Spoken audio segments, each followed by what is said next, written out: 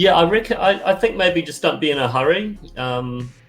You know, it's easy to look around and see everyone's success, especially on social media, and it's easy to get really jealous of what other people are doing and what you perceive their success to be. And it's like, I want to be successful too, and I want to be doing stuff,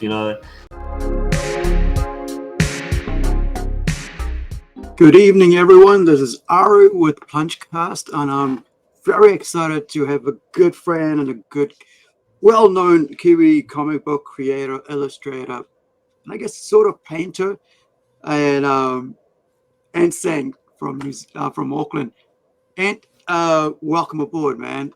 Hey, Aru, good to be here. Thanks for having me on. You're welcome. Hey, tell us a little bit about yourself for people who don't know you, and then we'll dive right into it. Yeah.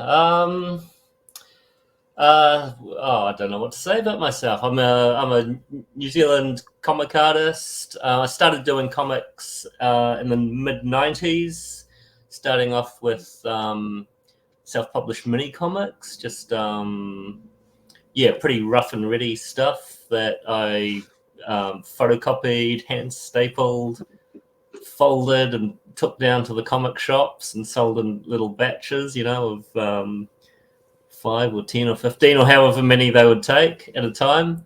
That's where I started off. Got inspired by alternative comics that were happening and coming out of America and Canada. Stuff like Chester Brown and Haight and Daniel Clowes, all that kind of alternative comic stuff really inspired me. So that's where I started off. And from there I've continued doing comics. So I've worked a bit in TV and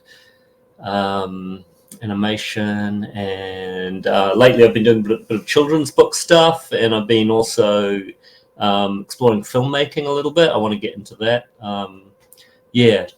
Keen to get into writing and directing, films, short films, just exploring a different medium, because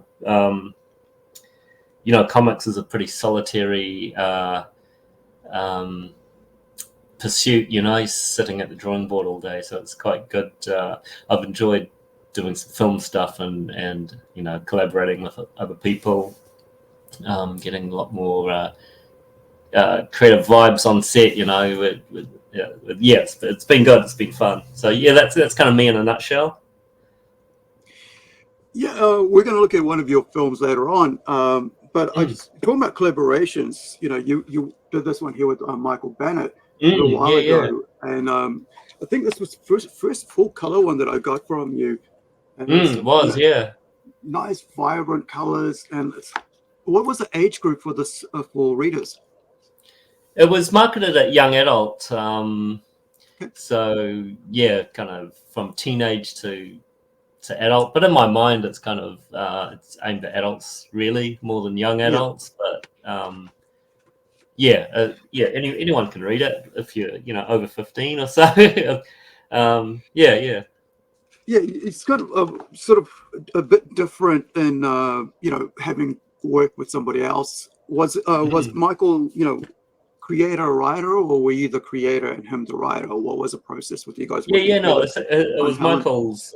It was Michael's idea. He had the initial idea. He'd written it as a film script actually, and hadn't got a lot of traction with it. So he wanted to do something with it, and thought it would suit being a graphic novel. And he talked to me about the idea, and I loved the title for a start. It's such a cool name, Helen and the Go-Go Ninjas. But then he talked to me about the story, and it just seemed like a really fun project. So I was really keen to do it with him. This came out in 2018, right? So with the way I guess streaming is going, have you guys had anybody approach you guys about maybe or him about turning it into a movie out of New Zealand, because the way things are going? We had a little bit of interest. I'm not sure. I haven't been keeping up with what's happened with that. It's kind of more. Michael comes from the film world, so I've left it more for him to deal with that side of things. But yeah, there was a bit of interest. Nothing. I haven't had any excited phone calls from Michael saying it's on. So yeah, I presume it's all. Yeah, I'm not sure what the status is at the moment. Well, I mean, because a lot of time people like in in the film world and TV world, they reach out into what's in the comic shops and the bookshops because storyboard's already there, right? How is it going to look? Yeah, It's like totally. Yeah, that and full each, color too. and they're going to like dress like that, and the character's going to look like this, and this is the whole everything's set. You don't even have to worry about what the clothes design. With the wardrobe, people have to go, oh, what is she supposed to look? She just wears a white shirt, has this sword, and it's kind of like brings a lot of the cost down when it comes to like set design and wardrobes because it's already there. A lot of the work's there. Yeah. I guess you can interpret it though. You can a lot of times film adaptations, things have changed along the way, but at least you've got a really good solid starting point. Definitely. Yeah, I mean, it's plus like, and the work is already out as well. You don't have to do a lot of too much publicity or spending on the marketing of it because you go, look, hey, the comic is out there. Why don't we promote the comic? And the film's coming out, and this is the adaptation of it, so on. But so I want to stuff that's like that's yours, right? You've also got Dharma Punks would be really. I mean, I'd love to see that as a TV series. I was really looking at. I didn't realize, but I just found out that you had did a Kickstarter to get it out there, and that for me, is impressive. It was successful, and it's just such a cool work from putting it out there of all your past works. How many issues was in this that that you had to put together to make this huge book? That's a lot of work. Yeah, there were 8 issues, which I originally did. I think the first issue was 2001, and then the last issue was 2003. So yeah, over a period of 2 years, I put out 8 issues.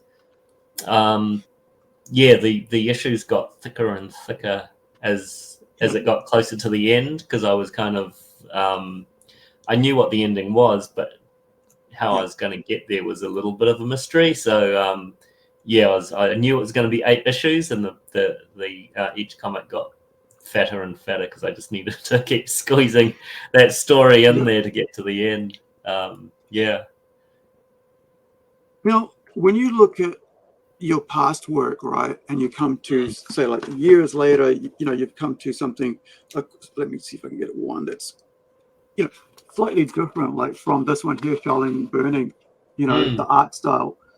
There is slight change to it, but it's uniquely your style. Have you done that on purpose to try to stick with that style, or is it something that's just happened that way? Yeah, it's kind of evolved, eh? Like if you look at Dharma Punks, it's quite a raw kind of style. And I think with Shell and Burning and Helen and the Go-Go Ninjas, I think it's gotten, look at that, it's pretty rough. Pretty ugly faces. My style's got slicker and slicker over the years. I think that's just a natural trajectory, for an artist to take, as you're kind of honing your craft. I've been, a few times I've tried to have a new approach with projects and try a completely new style, but it's I kind of think the way you draw is the way you draw, and it's kind of hard to completely break away from your style. Like I see other artists and I think, well, that's a really cool style, and I don't want to mimic them completely, but I want to get some aspect of it into my work, so I'm constantly looking at ways of changing my art style, but to a certain degree, like I've done different projects. Like Brotown was completely different, and I've been doing children's books and stuff that have quite a different style to my more kind of gritty comic stuff. So I guess I can do different styles, but when it comes to doing, it's completely different. But when it comes to doing my own comics, I'm constantly trying to tweak the style. but I think to a certain degree I can't change it that much. I don't know. I think it's it's just inbuilt. It's Yeah, I years think, and I years mean, of like, evolution. if you try to change your style too much, it won't be recognizable, as Ant's saying. Like, I mean, the reason I mentioned that is because I see it and I go, that's Ant's work. Because even Right. if you even slightly change it, it's like, it's Ant's work. Because like, Sure. even if you like go from like Dharma to Helen, right? You can Mm. see here, right? You can see, Helen there, and then you've got like Dharma. It still has a unique, round, beautiful attractiveness illustrations to it. The line work's totally different and unique to you, right? Yeah, If yeah, anybody totally. else was going to go, well, that's somebody else's, and you're trying to emulate that, but we Right. know what your style is because it's something like, it's like Edmund, right? Martin Edmund. You can go, oh, that's Martin's work, or someone like Frank Miller, go, that's Frank's work. And so, like, I Sure. think Yeah, yeah. with yours, I can always say, I know that artist, I know that style, and it's Yep. wonderful to have a unique style, because I think that's distinctively, when people approach you, go, I want your style. I don't want you to do something like somebody else. And I think that's the beauty of being a skilled worker who's done it and trained yourself in a specific way for over decades, right now. Yeah, sure, yeah. Yeah, it's been, what has it been? So I started, like, the mini comics, I started in 94, it's now 2023. It's been, like, 30 years of, I mean, working away with different tools and just kind of honing the craft. Yeah. and I mean, that's a lot of years, right? That's 3 decades that you're honing your style. And it's like, it's a bit It too late sure to is. try to do something else now, We can go because, I mean, further back, I was drawing when I was a yeah, kid, yeah. Yeah, a lifetime. But a lot of people, I mean, like Kiwis, like the Gen Z don't, millennials probably don't know you that well. But for Yeah. me, who's grown up with it, we know Brotown so well. It's like part of our unique New Zealand culture. And I think it also defines us, at that time, as who we were, like a multiracial people getting along, joking at each other, making fun of each other, yet still having a laugh together and getting along. And Yeah, it was really of its moment, eh? It really yeah, encapsulated that early noughties time period really well. yeah, It was great to be part of that, and have be part of a show that brought was so large in the public consciousness. It was great. yeah. I mean, I remember like getting hardcover books, and like it's in my collection. I just couldn't find where it was because it's amongst all the frigging graphic novels, and I was like, what do I have to pull apart? It's like, oh, I've got these. That'll do, Yeah. to show. But I mean, it's it's as much I guess Spider-Man for the US, or no, sorry, The Simpsons for the US, what as Brotown is for us. It's that uniqueness, it kind of like furthered our animation from like a Dog's Tale threats to Brotown. It's that change, and it really shows us, that we were very, there was so much love put into that series that I found that's what Kiwi gets drawn to it, because there's so much passion behind it and the project. The other Totally. thing, Yeah. yeah, the other thing I could think of is like it's kind of like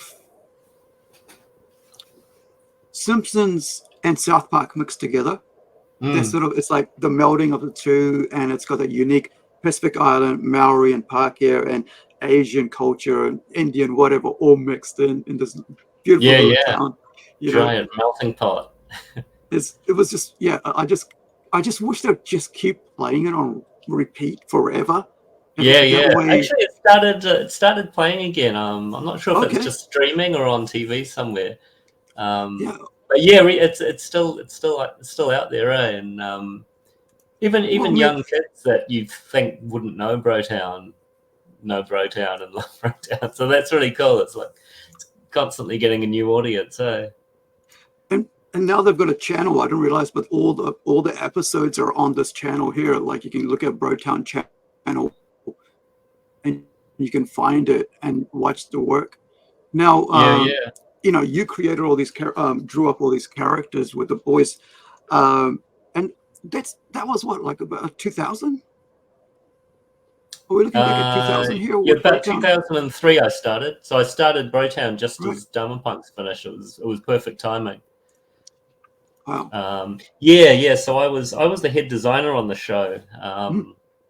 So I didn't design every single one of those characters, but I had a Yeah. lot of input into most of the characters that came through. So it was Yeah. Oh, you're playing a clip now? Oh, it's just on silence. I just want you to talk over it Oh, and okay, stuff. sweet. You know. Oh, yeah, cool. Yeah. No, that was a fun show to work on because, you know, I'd just come out of doing Dharma Punks, Yeah. which took years to do.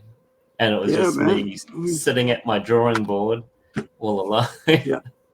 slaving away page after page. So working in the TV field and the animation world was really great because the Naked Samoans who wrote the show and voiced a lot of the characters, and the producer and the whole a lot of the animation team was were all under one roof, so it was a really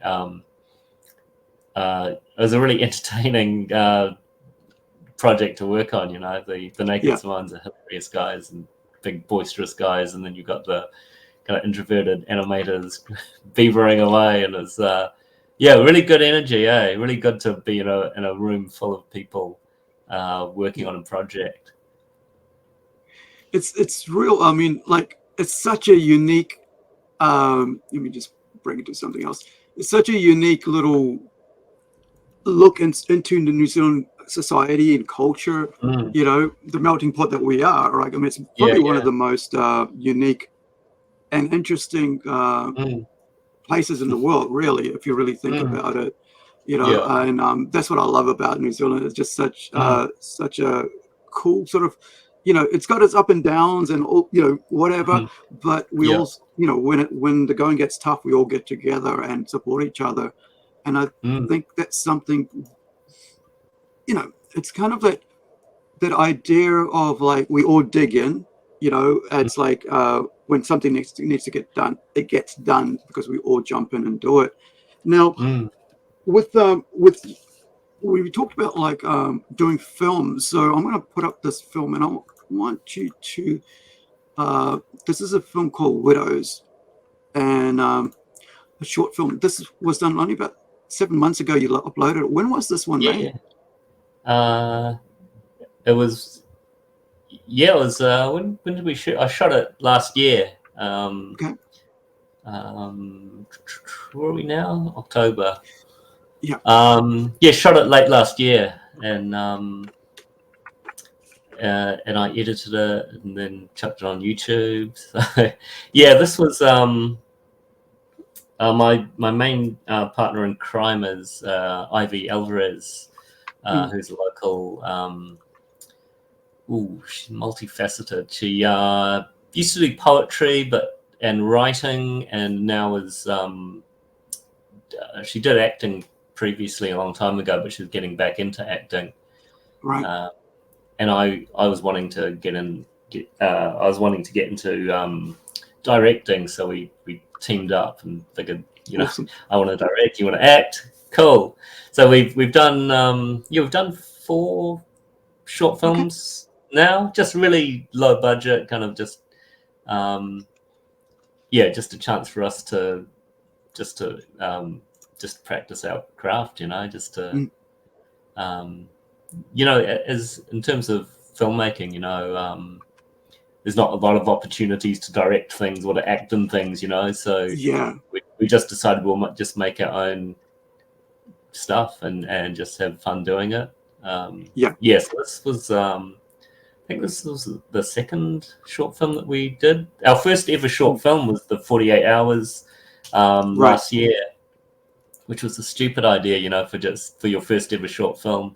I'd never directed before, you know, to do it in 48 hours. But we had a blast doing that. And so, we just wanted to keep making films after that. So this is the second one. This is one that Ivy wrote. She wrote it as part of her acting class. They had to write a short film, and perform it in class. So then we decided to take it a step further and shoot the whole thing. Yeah, it was fun. It was just me doing the filming and the sound, two actors. The other actor is Abby. She's an American. And her partner and their dog were behind that door. And the dog was very well behaved, didn't bark at all. That's her partner there. Yeah. Yeah. So what was the story behind Widows? So Ivy wrote it as part of her acting class, and it's what is it? I guess it would be a psychological thriller or something. It's it's a serial killer doctor who is comforting this this woman who Abby is playing, whose husband has just died. And then Abby finds out the truth about the doctor. Right. Yeah. So I love short films. Sometimes you kind of like don't have time to watch a whole movie, or you just don't want to spend the time to like 90 minutes focused on a film. And so I watched Alter. Have you heard of Alter? The channel. There's a short film channel that's online. So I haven't heard of it. No. It's I think it's this one here. Let me just check. It's oh yes, I have. Sorry, I thought you were saying. Yes, so it's saying Ultra. No, yeah, I have heard of Ultra. Yeah. So and then there's the other one, which is like the sci-fi one, and then there's like this one with the horror, and it's just such a amazing way to have short films all over the world be shown on one site, for everybody to watch. And I kind of like jump on there and go, okay, what's up coming up next? And like it's a really awesome way to be able to share your talent with everybody. Once you've done it. Because I mean, I've got a film, bachelor's in filmmaking, but I don't do film anymore. But like, I've got friends here who are starting to do that. And I'm really behind, as much as if that's what they want to do. I'm excited about promoting and helping them, get that out there. And something like that is amazing. I mean, right now you've got like Deathgasm 2, right? It's going to be made, and I'm so excited about that. Even today, like I was on a comic book site, and I was like, hey, support support Deathgasm 2 so we can see it. Get on Kickstarter or wherever it is, and help them out, because it's a New Zealand film, and it's not Lord of the Rings, but it is something that's uniquely us, and something fun. And one of my friends, like who's an artist, I'm not sure if you know him, but Shane Evans, he's like, we are the biggest exporters of horror around the world. And and so and in fact you're talking about serial killer and stuff like that, right? And you're producing stuff like that, then it becomes part of that whole marketing. Yes, we produce horror movies that does really well overseas. And but like when you Abby wrote this one, but is there any that you're writing yourself that you're looking at, writing, directing, or acting, and so forth? Well, a couple of the films that we have made, I wrote as well as directed. One of them I just put up earlier this week. It's a really short one. It's like 2.5 minutes, called Leaving, and it's not so much a narrative piece, more a mood piece. Just got Ivy doing a voiceover as she wanders the empty Auckland city streets at night. And we've shot a zombie horror short as well, which we're editing, so we're pretty close to finishing that one. So this is the one I just put up this week. We only just shot it last week, so it was a really quick turnaround one. So the stuff that I'm putting out, on YouTube is just experiments, I guess, just kind of learning how to do filmmaking, because there's a lot in common with comics, but also there's a lot different as well. One thing I really like about filmmaking is is sound and music. I've really enjoyed playing around with putting music to the visuals and fiddling around with Foley as well, you know, just footsteps, door slamming, just trying to find the right noise for that shot, you know. It's just you could just spend hours kind of trying to find that perfect sound, you know. It's something really I guess it's something that's quite new to me, so I'm really enjoying the process of it. The cool thing is that, like, now there's royalty-free music, you know, that's available right now. So I've signed up to a subscription, so I can just use as much of their stuff as I want for the year. But the library is so huge, and there's so many libraries that you can get stuff from. There is, I mean, there's there's a channel called Bat Audio, I think it is.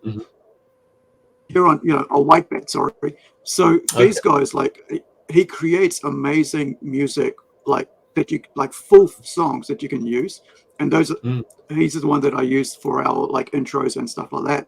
Oh yeah, you know, cool. They're all royalty free. You know, it's just the craziest thing. It's like, you know, you got amazing, you know, all this amazing stuff out here now compared to what, you know, years ago, right? When we were, you know, when we were in our 20s, we were like, I got to buy the royalties, who's going to make it? And now it's all free. Totally.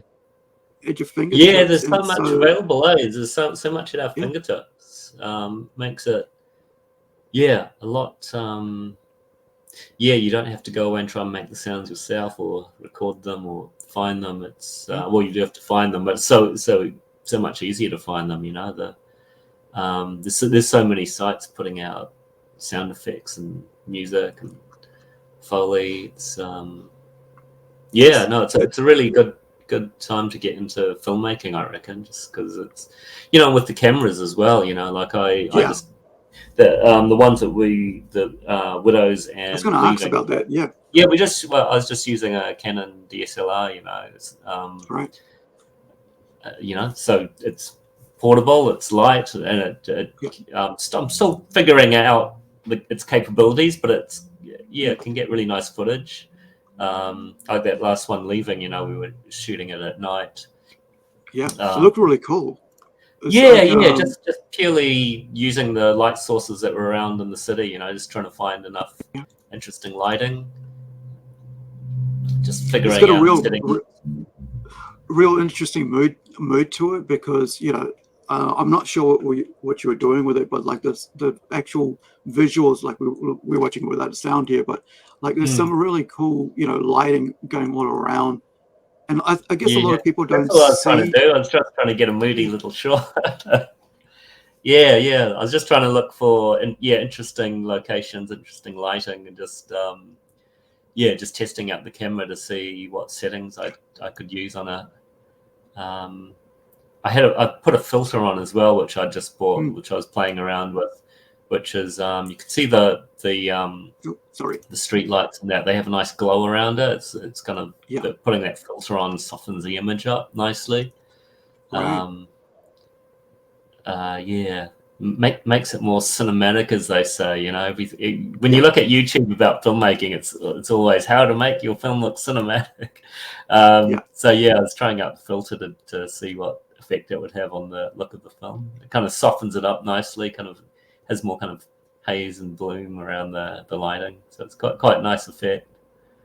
How late is this at night? You know, we were trying to catch the sunset up on Mount Eden. Right. It was freezing that night. So we were sitting up there waiting for the sun to go down, and it was meant to be a really clear day, but it wasn't. The clouds came over, the sun started going down, it was just nothing happening, you know. And we were freezing, so we just packed it in. That was about 7:30.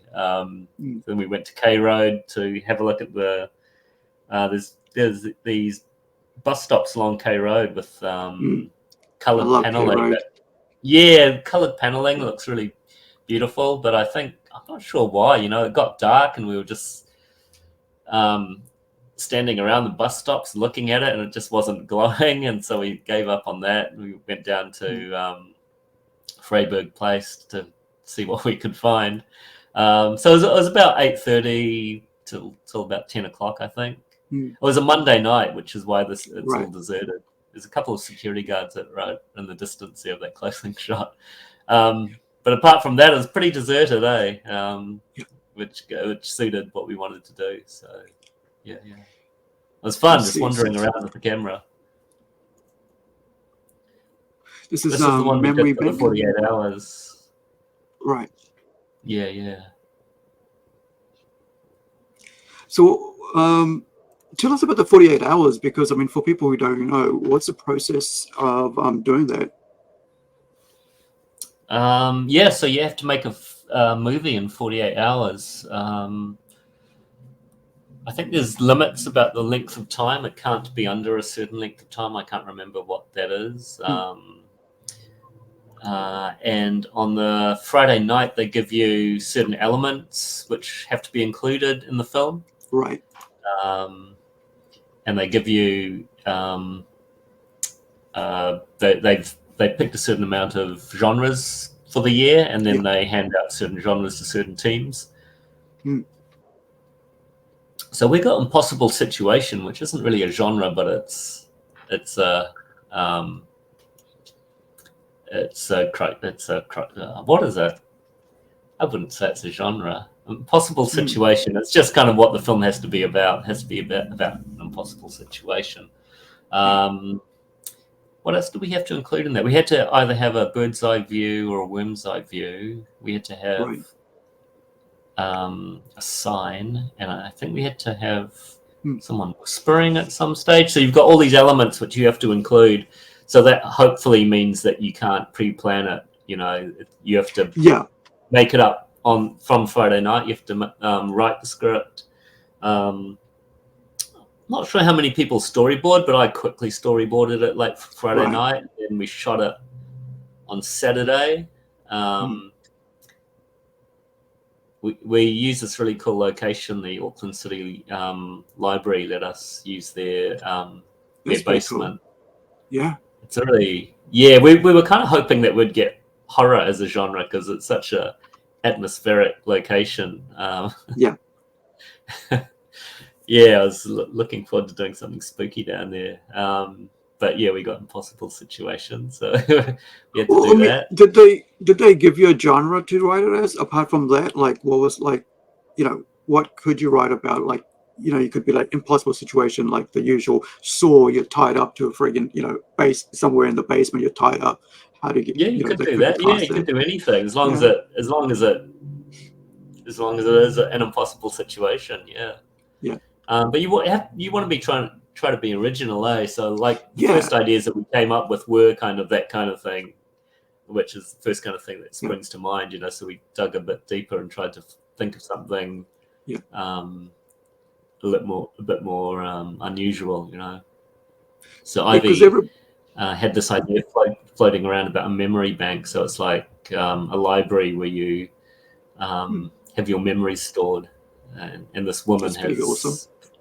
It's a good idea. I think I'll. So now you've just gone from like horror to sci-fi, right? And totally. Genres straight away. Something cool about genre films, eh? Yeah, because usually, like you're saying, like you start off going, okay, let's maybe horror, and we go, okay, well, then there's about another 20 people that probably do the same thing. That's impossible. Totally. How do we get out of the situation? And then you change to another genre altogether, and it's like it's memories, and now it's sci-fi, and it's it's really interesting when you especially when you only got like 48 hours to come up with from a concept to presenting it, right? Editing it and presenting it and everything. And that's it. And how did you find that? Like, was it like tough trying to get it all squeezed in, or? Totally. In the end, we got it in plenty of time, but I got so little sleep that weekend. Friday night was really late because I had to wait for Ivy to write it. And to her credit, she wrote it bloody fast because, writing can be a slow process, But she wrote it really fast. And then I had to figure out... I thought it would be be easier if we had a storyboard so that we had some idea what we were going to do and what kind of shots we needed. So I went and did that after she wrote it.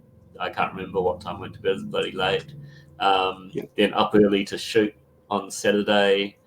And then after shooting finished on Saturday, I thought, I hadn't done it before, so I wasn't sure how long the editing would take. So I ended up editing late into Saturday night, and then got up early Sunday morning, started editing again. And then I think we finished mid-afternoon.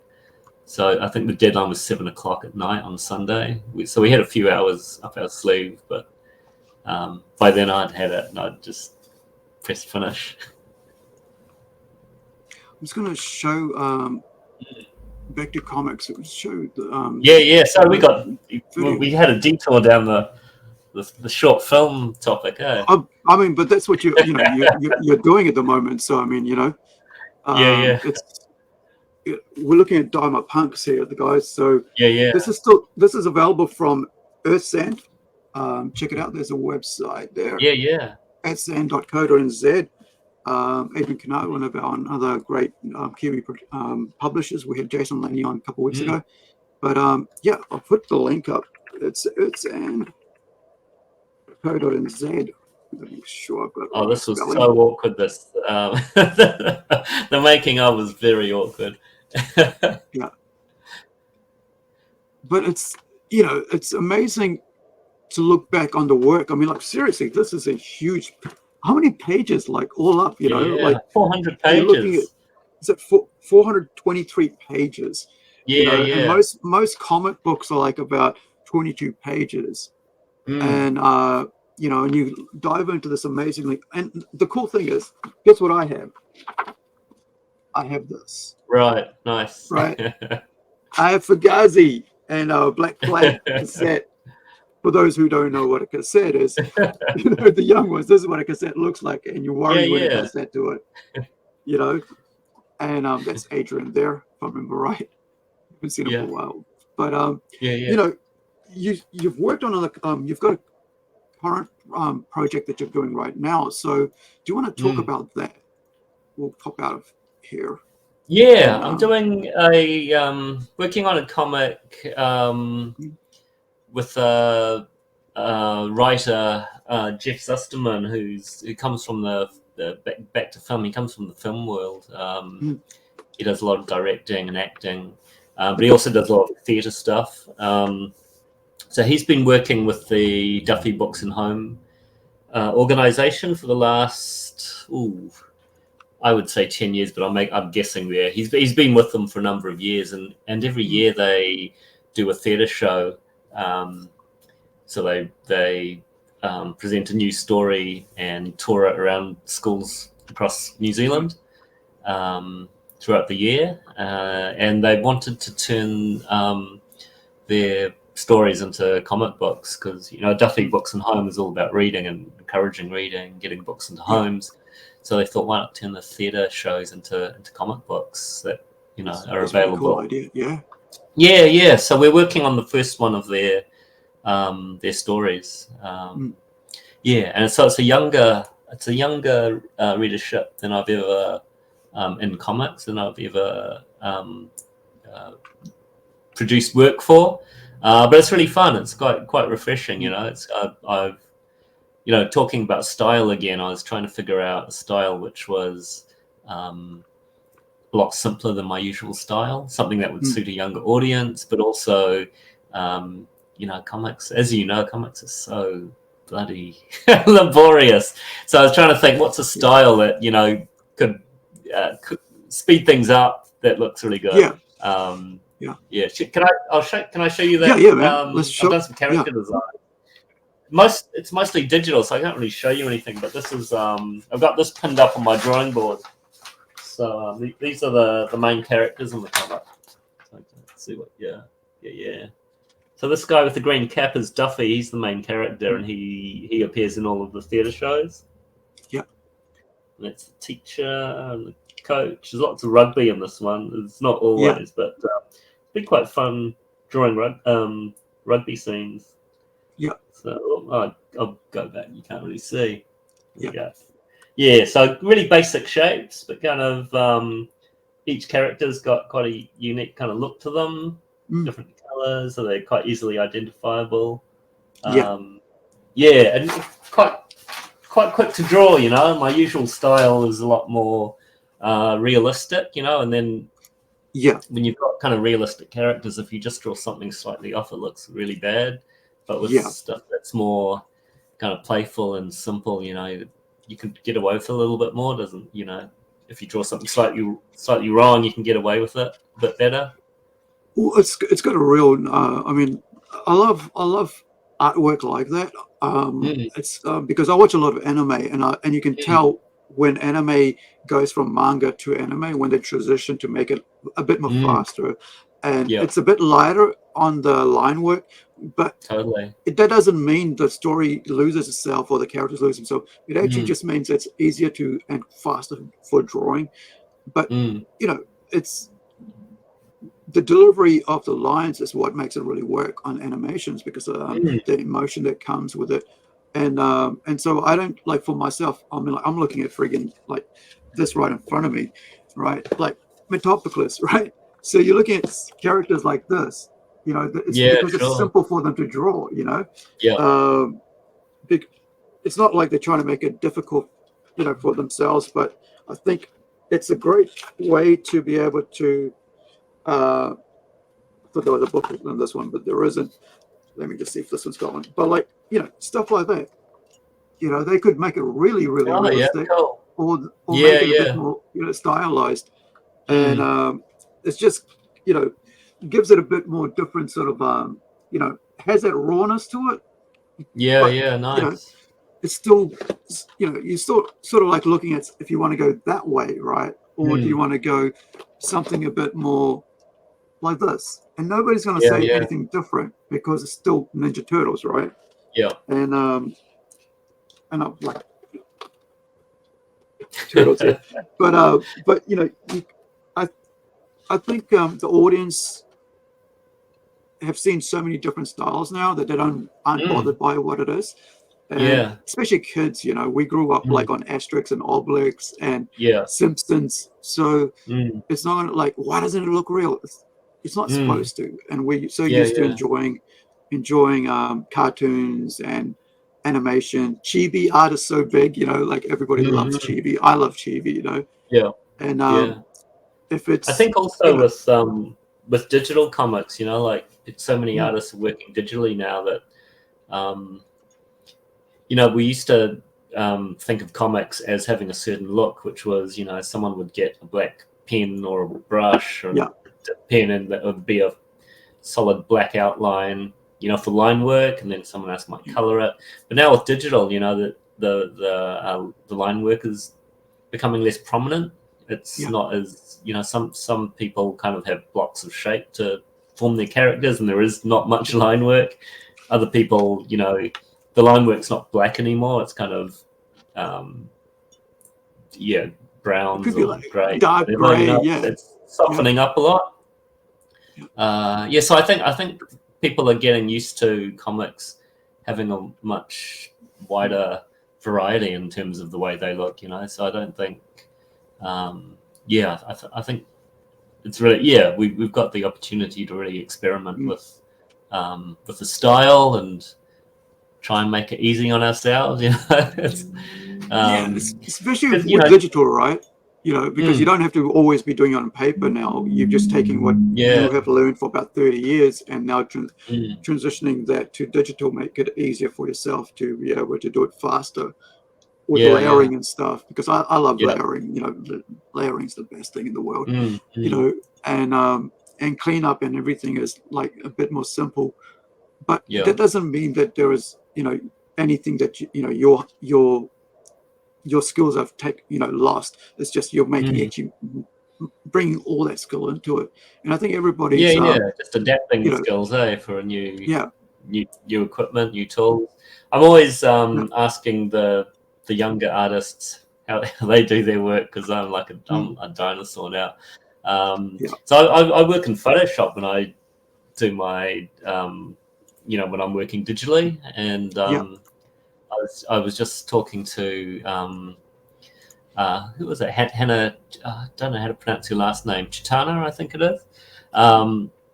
Who does really beautiful digital work. And I was saying, you know, I use Photoshop, and the thing I can't, the thing that really restricts me doing drawings digitally is that I can't, you know, like with paper, when you're drawing, you turn the paper and you draw, and you turn it this way and draw and turn it that way. I was like, oh, I can't do that with Photoshop. This big tablet. And then she said, yeah, I'm gonna tell you what you should be doing, right? Yeah. Or well, she told me that you can do it, and I googled it, and all these years I've been struggling with it. All I had to do was press the R button, and you can actually rotate it. So right. So yeah. There is a much better and cheaper and more amazing product to use that I've used for about 20 years, right? Yeah. And it's this. I'm going to show you something that's the greatest thing in the world. It's like, oh, right. Yeah. A lot of people are using Clip Studio and Procreate, eh? Yeah. Clips, I mean, like, I pay something like about $11, $12 a month for this. And, you know, tablet, whatever you want to use it on, it's the best. Does all your... no, I've heard a lot of people recommending... Yeah. I don't know what Photoshop does, like, as you know, with background work and stuff like that, like buildings and all this. But like, I mean, it used to be called Manga Studio Paint. That's how I got to know it. Like about 2000, into 2000s, right? Mid 2000s. That's how long I've been using it. But now it's called Clip Studio Paint, and the new version just come out. But like, seriously, if you're just starting out and you want to get in digital, this is the one to use. I think none of the younger artists. I think none of the younger artists use Photoshop. I think they're all Clip Studio or Procreate, I reckon. Yeah, but the thing here is that, like, it is so it's such a great way to do things. Is what I like about it. You're looking at, like, we were talking about just about animation and cut and all that. It's actually got a built-in animation thing, as well. Right, cool. Yeah, you can go from like something really crazy in depth, and it's all about skill, right? You have to have a skill before you come into it, but also it can become simpler and stuff like that. So you got something like this here. I might have to check out the discover a better.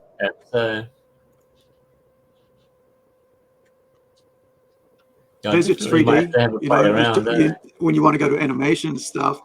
And because they've, and the other thing about this, there's artists from all over the world give away free stuff, or they sell work on there. Right.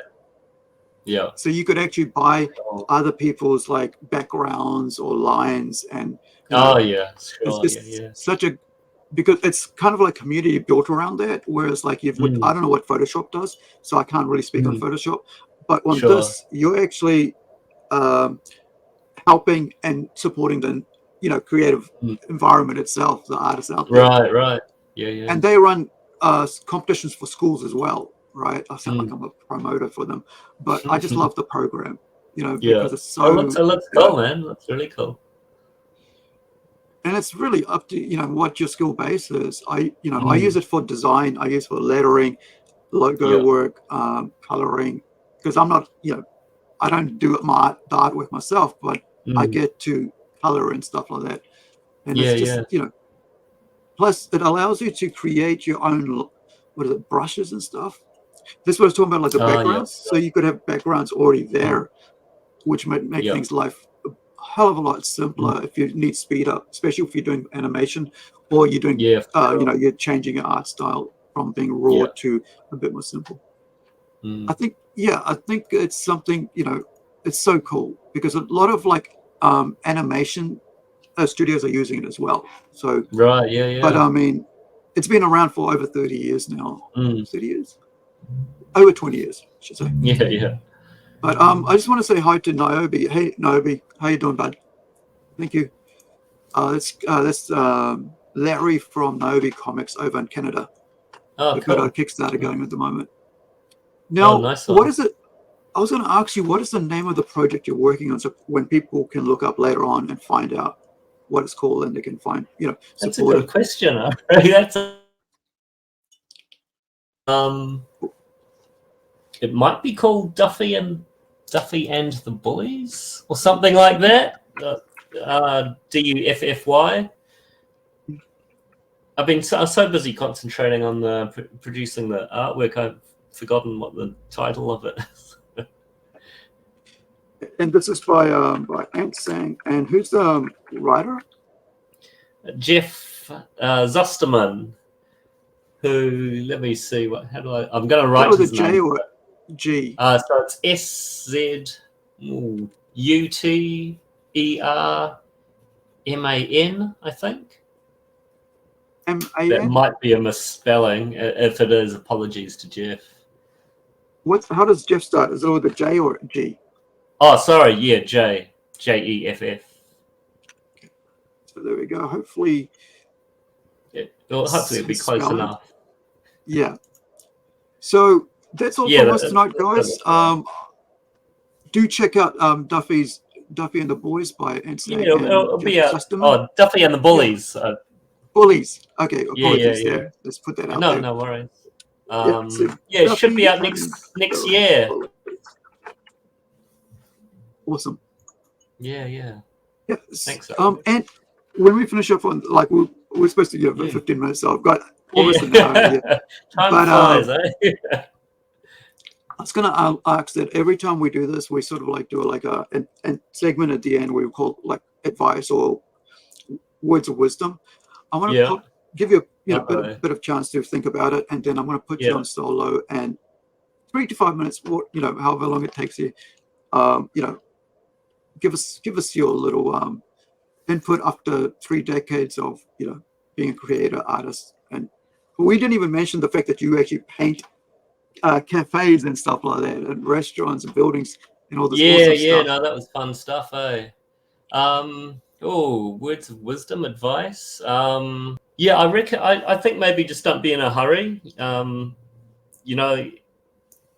It's easy to look around and see everyone's success, especially on social media, and it's easy to get really jealous of what other people are doing and what you perceive their success to be. And it's like, I want to be successful too, and I want to be doing stuff, But I reckon don't be in too much of a rush to get to where you want to be, and even where you want to be isn't like a final destination. It's all just a long path and whatever journey you're taking. So I reckon don't be in a rush and just keep plugging away at stuff that interests you.